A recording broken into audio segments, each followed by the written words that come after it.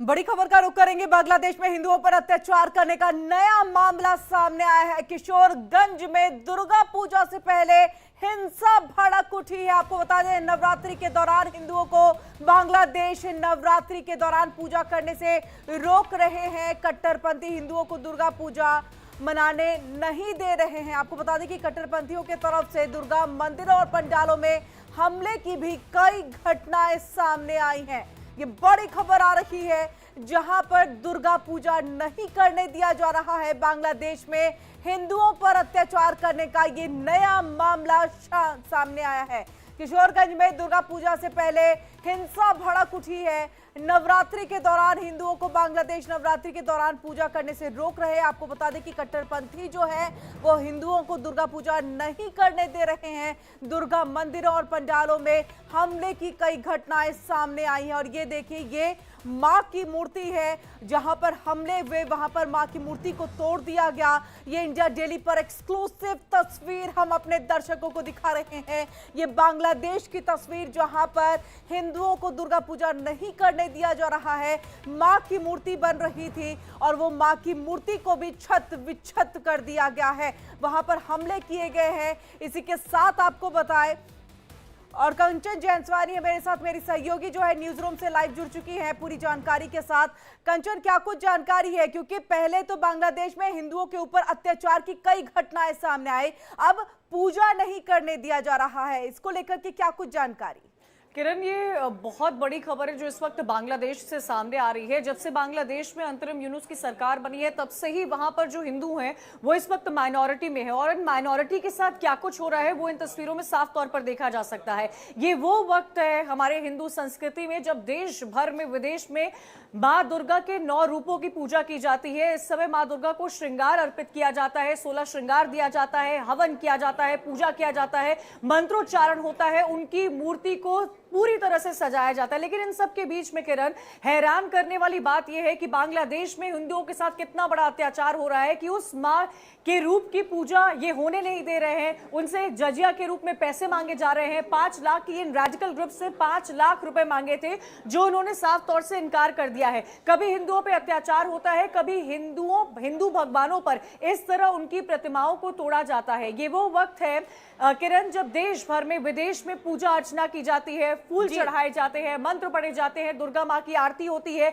दुर्गा माँ की प्रतिमा को सजाया जाता है। और बांग्लादेश की सजावट को देखकर जो दुर्गा माँ की प्रतिमा के साथ हो रहा है वो कई सारे सवाल खड़े करता है। सवाल बांग्लादेश की अंतरिम सरकार पर खड़े करता है, जिसने 5 राजदूतों को भी दुनिया भर से वापस बुलाया है, जिसमें भारत का भी नाम शामिल है। साथ ही साथ सवाल खड़े करता है इन तमाम रेडिकल, इन कट्टरपंथी ग्रुप्स पर जो इस तरह की घटनाओं को अंजाम देते हैं।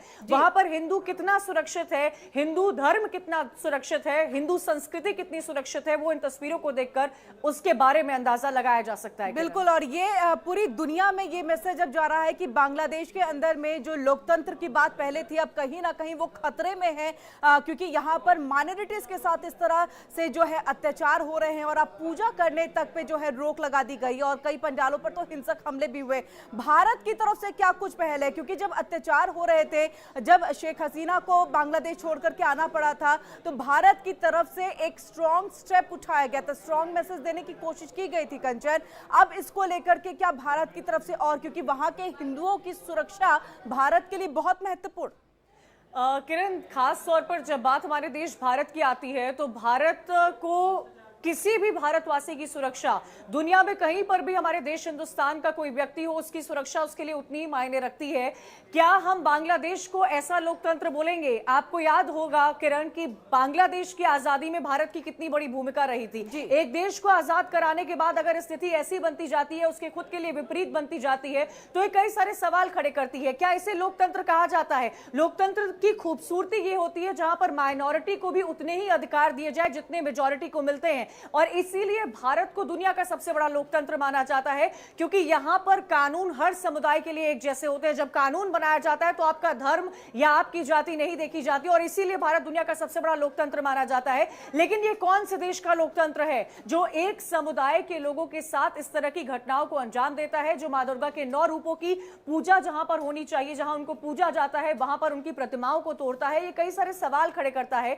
सवाल खड़े करता है कि आप बांग्लादेश की, जब से यूनुस की सरकार वहां पर आई है तब से क्या वो भारत विरोधी होती जा रही है? जिस तरह से हिंदुओं पर अत्याचार लगातार बढ़ता जा रहा है वो कई सारे सवाल खड़े करता है। सवाल ये खड़ा करता है कि क्या हमारे देश का हिंदू, क्या भारतीय हिंदू जो इस वक्त बांग्लादेश में माइनॉरिटी के रूप में रह रहा है, क्या वो सुरक्षित है? उनसे पैसे मांगे जा रहे हैं, उनकी आस्थाओं को ठेस पहुंचाने की कोशिश की जा रही है। किरण, हद तो तब हो गई जब बांग्लादेश बाढ़ के हालात पर भी भारत को जिम्मेदार ठहराता है। बिल्कुल, बहुत बहुत शुक्रिया कंचन, पूरी जानकारी हम तक पहुंचाने के लिए, हमारे दर्शकों तक पहुंचाने के लिए। तो इसी के साथ हिंदुओं को दुर्गा पूजा नहीं करने दिया जा रहा है। कट्टरपंथी सोच ने एक तरह से दुर्गा मंदिरों और पंडालों पर हमले किए हैं और मां की मूर्ति जिसको श्रृंगार कर सजाया जाता है, पूजा अर्चना की जाती है, जिसकी शुरुआत आज से है, वहां पर मां की मूर्ति को छत विछत कर दिया गया है।